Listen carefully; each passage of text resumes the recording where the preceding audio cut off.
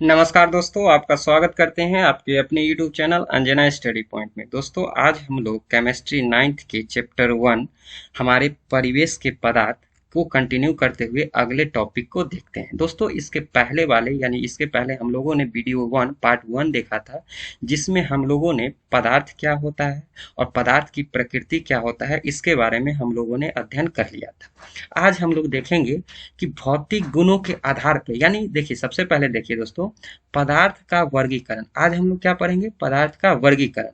वर्गीकरण मतलब पदार्थ को कितने प्रकार में बांटा गया है। देखेंगे दोस्तों कि अगर हम लोग इस परिवेश में, वातावरण में, वायुमंडल में देखेंगे तो आपको तीन प्रकार का ही पदार्थ यानी पदार्थ यानी देखिए, पदार्थ का जब परिभाषा बताया था तो वहां हम लोगों ने जिक्र किया था कि हम लोग के सामने जो चीज दिखने वाला, नहीं दिखने वाला, सब का सब क्या है? पदार्थ है।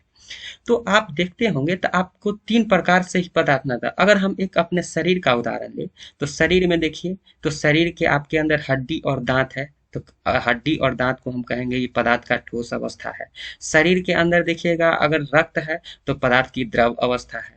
हम लोग जो हवा या वायु यानी सांस जो लेते हैं वो किस अवस्था है? गैस अवस्था। इसके अलावा अगर आप लोग घर, दीवार, चौकी, बेंच कुछ भी देखते होंगे वो पदार्थ की ठोस अवस्था है। इसके अलावा अगर पानी, तेल, दूध ये सब देखते होंगे पदार्थ का द्रव अवस्था है। इसके अलावा वायु, कुहासा ये सब जो देखते हैं ये पदार्थ की कैसी अवस्था है? तो कहेंगे कि पदार्थ की ये गैसीय अवस्था है। तो हम ये जो अवस्था का जो वर्गीकरण कर रहे हैं वो किस आधार पे कर रहे हैं? तो वो जो गुण है, पदार्थ के गुण की बात करेंगे तो हम भौतिक गुण के आधार पे, देखिए दोस्तों, गुण या बनावट हम देखेंगे तो किसी भी पदार्थ के दो प्रकार का गुण होता है। जैसे अगर हम एक छोटा सा उदाहरण लें, अगर कोई व्यक्ति है, अगर व्यक्ति है तो व्यक्ति का हाथ, पैर, बाल, जो भी चीज आपका जो उसका बनावट है, हड्डी, यानी ये चीज आपको बाहर से दिखने वाला चीज है कि ये इसका हाथ है, इसका पैर है, कान है, तो ये जो बनावट होता है ये इसका भौतिक गुण हुआ, यानी भौतिक बनावट। और इस व्यक्ति के अंदर इसका अच्छाई है, बुराई है, चोर है, परोपकारी है, साधु है, संत है, ये इसका कैसा गुण है? यानी जो गुण आपको दिखे नहीं, अंदर का गुण जो आपको पता नहीं चले, आप आभास करो, उस गुण को कहते हैं रासायनिक गुण। जबकि जो बाहर से दिखने वाला चीज होता है उसे कहते हैं भौतिक गुण।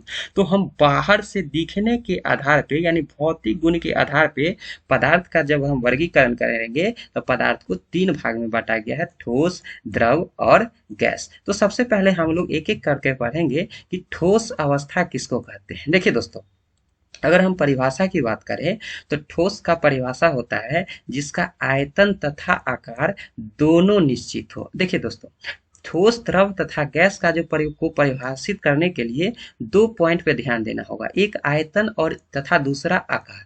देखिए दोस्तों, अगर हम बात करते हैं ठोस का, तो ठोस का आयतन और आकार दोनों निश्चित होता है। जैसे ईंट, बेंच, दीवार। अगर हम छोटा सा ईंट का उदाहरण ले लें, अगर ईंट का उदाहरण लेंगे तो देखेंगे ईंट का आयतन और आकार निश्चित होता है कि ना। तो सबसे पहले अगर हम बात करें आकार के तो कहेंगे कि हाँ दोस्तों, ईंट जो है एक एक्चुअल शेप यानी किसी न किसी आकार में फिक्स होता है, तो कहेंगे कि इसका आकार फिक्स है।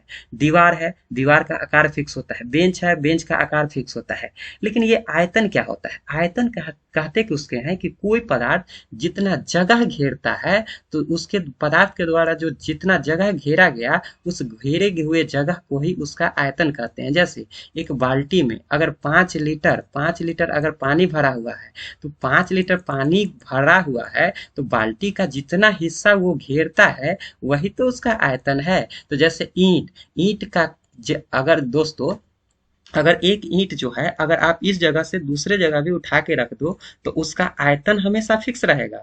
ऐसा नहीं है कि ईंट का आकार बदल जाएगा, उसका आयतन बदल जाएगा, तो कहिएगा नहीं।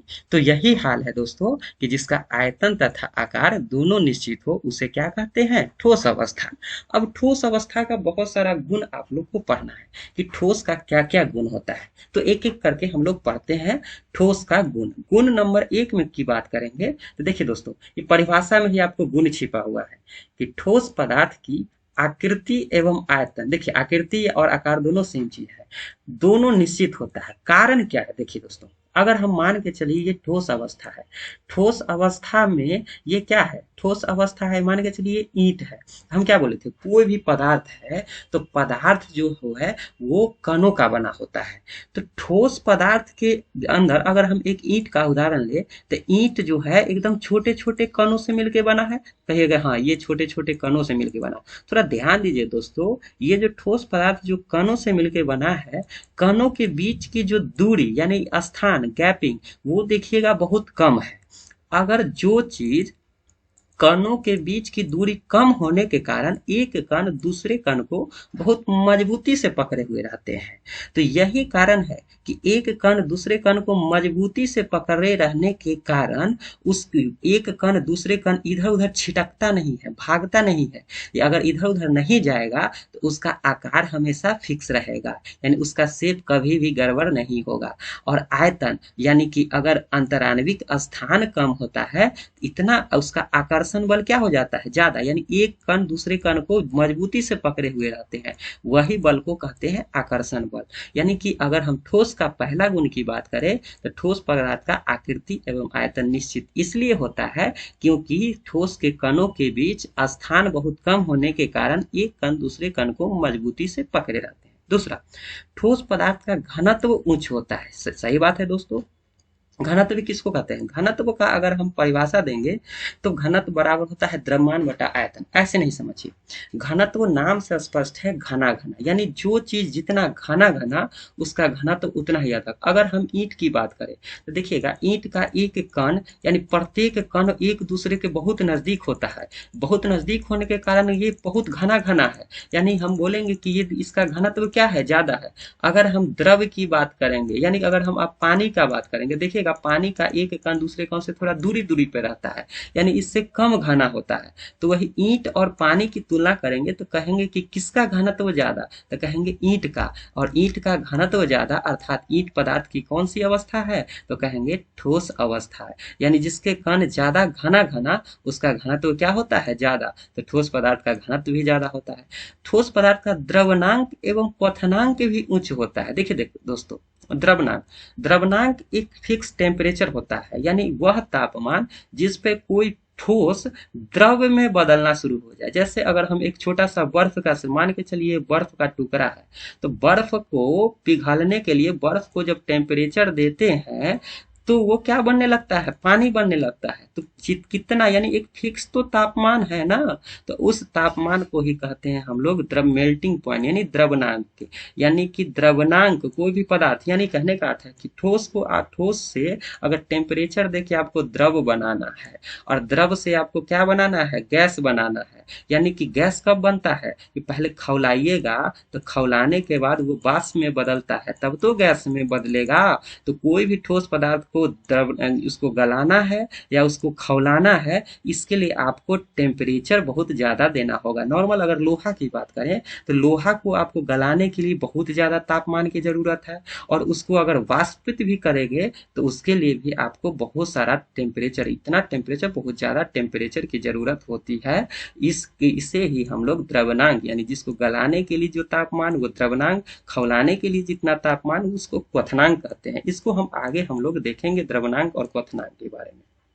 अब देखेंगे ठोस जो होता है वो कठोर तथा दृढ़ होता है। सही बात है, कोई भी ठोस की बात करेंगे जैसे लोहा, ईंट, वो काफी कठोर होते हैं। तो इसका चौथा गुण हो गया कठोर एवं दृढ़ होते हैं।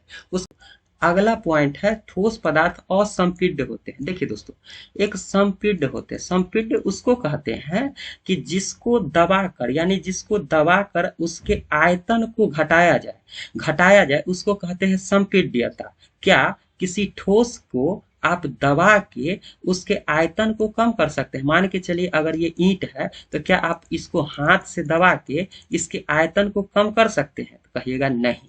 अर्थात अगर ये इसमें संपीड्यता का गुण है तो कहिएगा नहीं। अर्थात जो संपीड्य नहीं है उसको क्या कहेंगे, जिसके आगे अ लग जाए, असंपीड्य।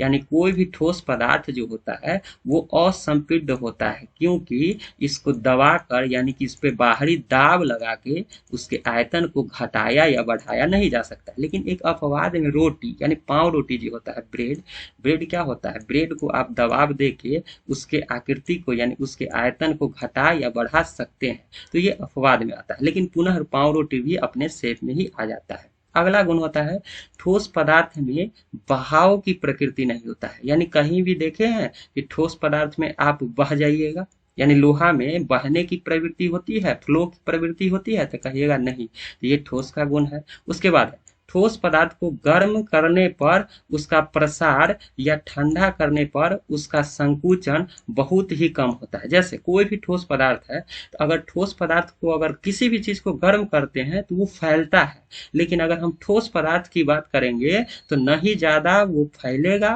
और जबकि अगर ठंडा करेंगे तो नहीं ज्यादा वो सिकुड़ेगा। जैसे अगर हम लोहा की बात करेंगे, लोहा को अगर गर्म करेंगे तो फैलेगा जरूर, लेकिन इतना भी नहीं फैल सकता है जितना द्रव फैले। अर्थात हम कह सकते हैं कि ठोस पदार्थ को गर्म करने पर इसका प्रसार बहुत कम, और ठंडा करते हैं तो उसका संकुचन भी बहुत कम होता है। आगे हम अगला गुण और लास्ट गुण होता है कि कुछ ठोस पदार्थ ऊर्ध्वपातन होते हैं। देखिए दोस्तों, ऊर्ध्वपातन हम लोग आगे पढ़ेंगे, लेकिन अभी यहाँ समझिए ऊर्ध्वपातन क्या होता है। हम लोग जनरली जानते हैं कि कोई भी ठोस पदार्थ को अगर हम टेम्परेचर देते हैं, गर्म करते हैं, तो वो द्रव में बदलता है, और द्रव को गर्म करते हैं तो वो गैस में बदलता है। जैसे अगर हम बर्फ की बात करेंगे, बर्फ में अगर टेम्परेचर देंगे तो बर्फ बदल जाता है पानी में, अगर पानी को बहुत ज्यादा टेम्परेचर देंगे तो पानी बदल जाता है भाप में, यानी गैस में। लेकिन कुछ ठोस पदार्थ ऐसे होते हैं जिसको गर्म करने पर वो द्रव अवस्था में ना आए, ठोस से सीधे गैस में बदल जाए, इससे ही कहते हैं ऊर्ध्वपातन। जैसे कपूर की बात करेंगे, कपूर एक ठोस है, लेकिन इसका टेम्परेचर मिलने के बाद सीधे कपूर से डायरेक्ट गैस में बदल जाता है। कपूर को कभी आप पानी होते नहीं देखें, यानी द्रव अवस्था में नहीं जाता है। शुष्क बर्फ, आयोडीन, नेप्थलीन, अमोनियम क्लोराइड जिसे नौसादर कहते हैं, ये सब कुछ ऐसे ठोस पदार्थ हैं जो सीधे जो है गर्म करने पर वो ऊर्ध्वपतित हो जाते हैं, यानी इस अवस्था को कहते हैं ऊर्ध्वपातन। तो दोस्तों, इस वीडियो में हम लोगों ने आज देखा पदार्थ की पहली अवस्था जिसे हम ठोस अवस्था कहते हैं। अगले वीडियो में हम लोग द्रव अवस्था के बारे में पढ़ेंगे। द्रव अवस्था जनरली इससे थोड़ा लंबा होगा, क्योंकि इसमें बहुत सारा पैरामीटर को समझना है। अगर वीडियो आप लोग को पसंद आ रहा होगा तो कृपया इसे लाइक और सब्सक्राइब तथा अपने दोस्तों में शेयर जरूर करें। तब तक के लिए जय हिंद, जय भारत।